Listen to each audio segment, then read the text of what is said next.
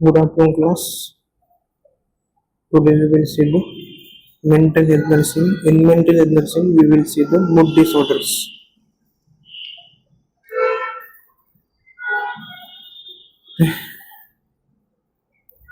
Mood disorders ची definition काय बघूया. Mood disorders are characterized by disturbance of mood, which is accompanied by manic or depressive syndrome, which is not due to any physical or mental disorder.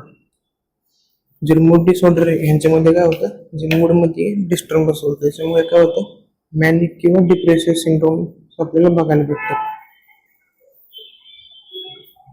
त्याच्यामध्ये affective disorders म्हणतात किंवा त्याला म्हणतात mood disorder. Depression मध्ये patient sad असतो, मॅनियामध्ये excessive happiness, म्हणजे दोन्हींचा combination असतो डिप्रेशन आणि मॅनिया, त्या कंडिशनला बोलतात बायपोलर डिसऑर्डर.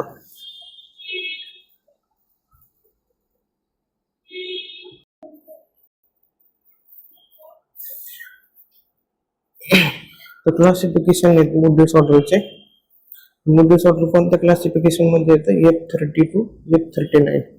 F30 म्हणजे मॅनिक एपिसोड, F31 म्हणजे बायपोलर अफेक्टिव्ह डिसऑर्डर, F32 म्हणजे डिप्रेसिव्ह एपिसोड, F33 म्हणजे रिकरंट डिप्रेसिव्ह डिसऑर्डर, F34 म्हणजे पेरिसिस्टंट मूड डिसऑर्डर, F38 म्हणजे अदर मूड डिसऑर्डर आणि F39 मध्ये येतात अनस्पेसिफाईड मूड डिसऑर्डर्स. तर पहिले मॅनिया. The meaning of mania. Mania is derived from the Greek word. हे मॅनिया जो शब्द आहे तो एका ग्रीक वर्ड पासून आलेला आहे. मॅनिया मीन्स मिनिंग याचं काय, मॅडनेस ऑफ फ्रेंजी. तर मॅनियाचं क्लासिफिकेशन कसं आहे, F30 मध्ये मॅनिया एपिसोड बघायला भेटतात. F30.0 hypomania, F13.1 mania without psychotic symptom, F13.2 mania with psychotic symptoms, F13.8 other manic episode and F13.9 is a manic episode unspecified. तर हे आहे क्लासिफिकेशन ऑफ मॅनियाज. ICD-10 नुसार क्लासिफिकेशन. ICD म्हणजे international classification of disease. तर मॅनियाचे definition काय, mania refers to syndrome in which central feature are overactivity, mood changes.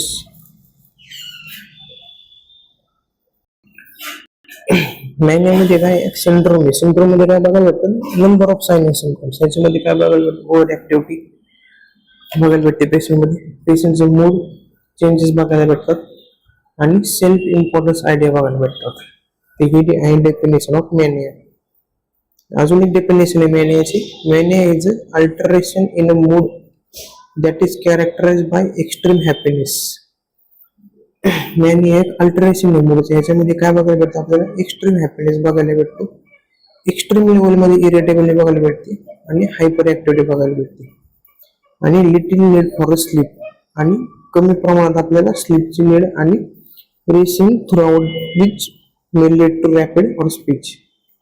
ही आहे अजून एक डेफिनेशन आहे मॅनियाची. त्यांचे इटोलॉजिकल फॅक्टर्स आहेत.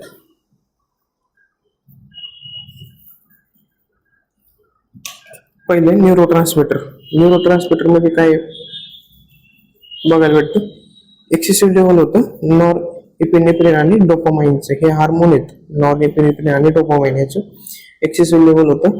इम्बॅलन्स होतं कशामध्ये, कोलिनर्जिक अँड नॉन ॲड्रेनर्जिक सिस्टीम मध्ये, किंवा डिफिशियन्सी होती सेरोटोनिन. सेरोटोनिन हे हार्मोन आहे कुठलं, स्ट्रेस हार्मोन. तर न्यूरोस्ट्रक्चरल हायपोथेसिस मध्ये काय बघायला भेटतं, biological findings suggest that lesion are more common in this population in the area of such brain. त्याच्या ब्रेन मध्ये जे काही एरिया आहे त्याच्यामध्ये आपल्याला लेशन बघायला भेटतं, लेसन्स बघायला भेटतात. याच्यामध्ये कुठल्या कुठल्या एरियामध्ये, राईट हेमिस्फिअर मध्ये किंवा बायोलॅटरल सबकॉर्टिकल रिजन आहे, जो सबकॉर्टिकल रिजन आहे ब्रेन मध्ये. आपण anatomy and physiology first year मध्ये बघितलेले न्यूरोलॉजी सिस्टीम मध्ये. आणि प्रिव्हेंट्रिक्युलर ग्रे मॅटर मध्ये आपल्याला लेशन्स बघायला भेटतात. जेनेटिक कन्सिडरेशन मध्ये काय बघायला भेटतं आपल्याला, मोनोझायगोटिक किंवा जे आयडेंटिकल ट्विन्स असतात त्याच आपण बोलतो मोनोझायगोटिक ट्विन्स. त्यांच्यामध्ये हायर रेट ऑफ इन्सिडेंट असतो कोणापेक्षा, जे नॉर्मल सिबलिंग्स आहेत किंवा क्लोज रिलेटिव्ह आहेत त्यांच्यापेक्षा आयडेंटिकल ट्विन्स मध्ये आपल्याला जास्त इन्सिडेन्स रेट बघायला भेटतो. आणि common among the family members of bipolar patient, आणि ज्या फॅमिलीमध्ये ऑलरेडी बायपोलर डिसऑर्डरचे पेशंट त्यांच्यामध्ये पण आपल्याला हा डिसीज कॉमनली बघायला भेटतो. जर फर्स्ट डिग्री रिलेटिव्ह मॅनिया किंवा डिप्रेसिव्ह पेशंट असतील तर त्यांच्यामध्ये आपल्याला 5 to 10% चान्सेस बघायला भेटतात. Identical twin with the bipolar disorder, identical twins आहेत पण बायपोलर डिसऑर्डर आहे तर त्यांच्यामध्ये आपल्याला 40 ते 70% चान्स बघायला भेटतो, 40 to 78%. तर कुठले फॅक्टर्स आहेत जे इन्फ्लुएन्स करतात फॅमिली डायनेमिक्सला, जे फॅमिलीचं नेचर आहे, बॉन्ड आहे पॅरेंट्सचा, तो parents having who is soft और वे टू स्ट्रिक्ट, पेरेंट्स कसे त्यांच्या चाइल्ड बरोबरती वेग करतात, बिहेव करतात.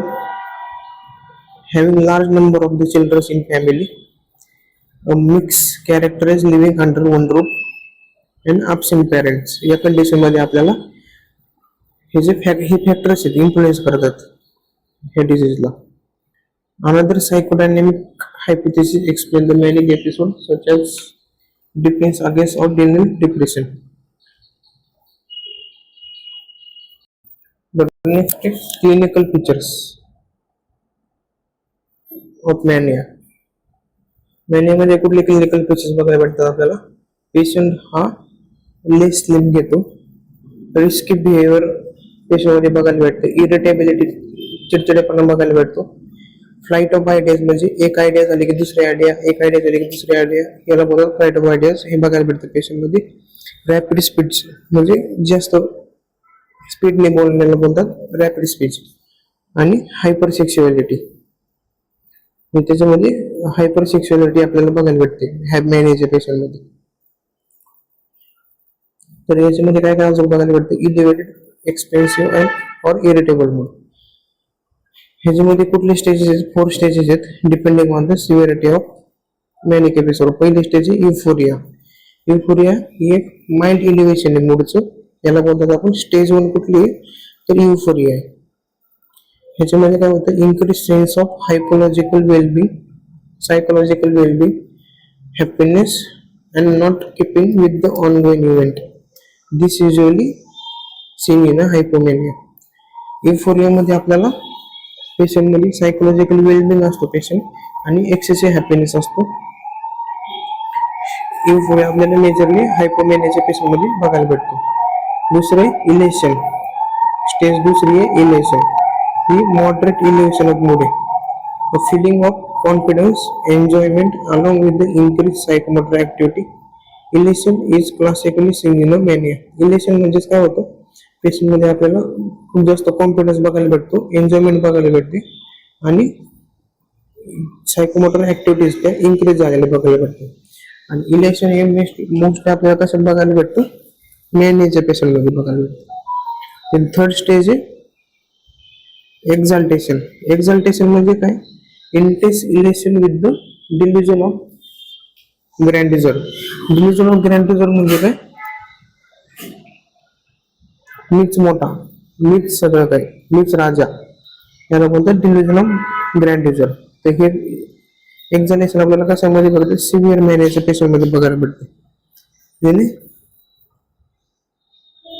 एक्स्टसी मध्ये आपल्याला काय बघायला भेटतं, ही जी 4 स्टेज येते एक्स्टसी, याच्यामध्ये intense sense of the rapture of the blissfulness typically seen in delirious or stuporous मॅनिया. या कंडिशन डिलिरियम आणि स्टुपिरस मॅनियाच्या कंडिशन मध्ये आपल्याला स्टेज 4 म्हणजेच एक्स्टसी बघायला भेटते. तर हे त्याचे 4 स्टेजेसचं एक शॉर्ट मध्ये दिलेले, हे तुम्ही नंतर वाचून घ्या. Next psychomotor activities. Psychomotor activities मध्ये काय बघ, इन्क्रीज सायकोमोटर ऍक्टिव्हिटीज बघायला भेटते पेशंट मध्ये. त्याच्यामध्ये पर्सन हा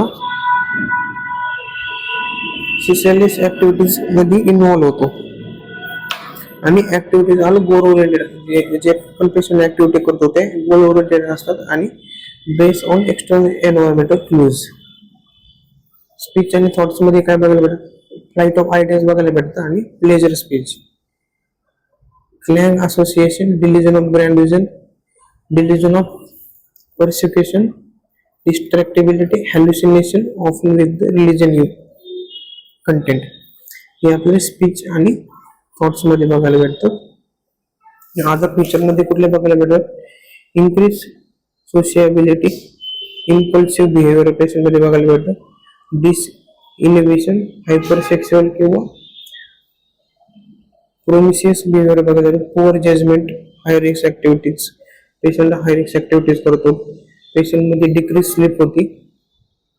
लेस दॅन 3 आवर्स पेक्षा पण कमी जास्त पेशंट मॅनियाच्या पेशंट हा लेस दॅन 3 आवर्स पेक्षा कमी झोपतो. जे फूड चा इनटेक आहे तो पण कमी होतो. अटेन्शन मध्ये पण डिक्रीज होतं. ओव्हर जजमेंट होतं आणि अब्सेंट इनसाइट होतं आणि dress up in gaudy and flamboyant clothes, म्हणजे कपडे कसे पण घालतो, झंकी बंकी कपडे बोलतात त्याला.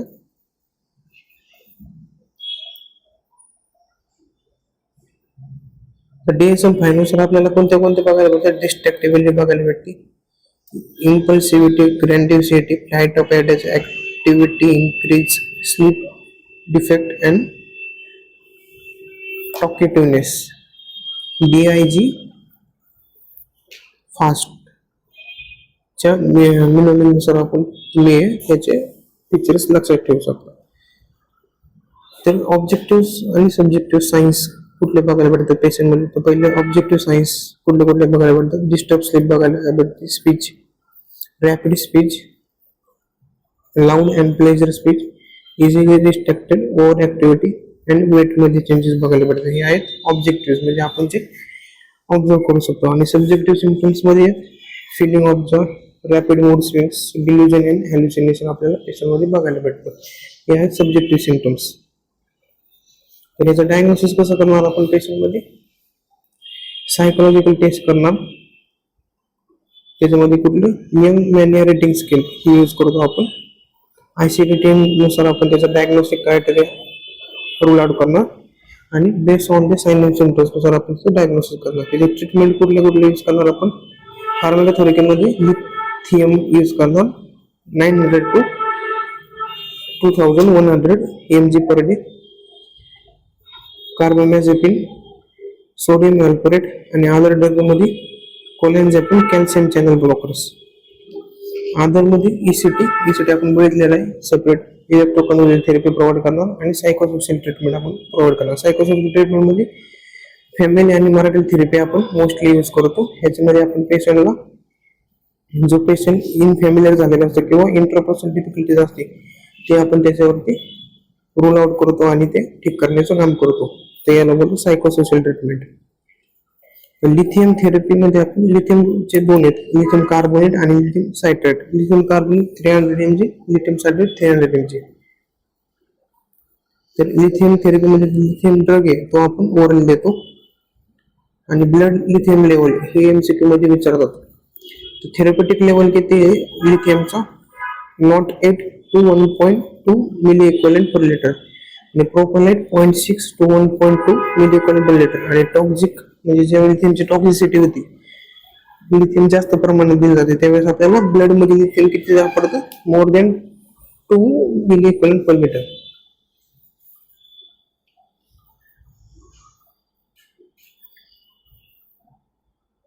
थेरपेटिक ऍक्शन मध्ये काय बघायला भेटतं? Acute mania, prophylaxis of the bipolar and unipolar mood disorder. Unipolar म्हणजे कुठलं? एकतर डिप्रेशन किंवा मॅनिया. सिझो अफेक्टेड डिसऑर्डर हे सिझोफ्रेनिया मध्ये झालेले आहे. सायक्लोथॅमिया, इम्पल्सिव्ह आणि ऍग्रेशन बघायला भेटतं.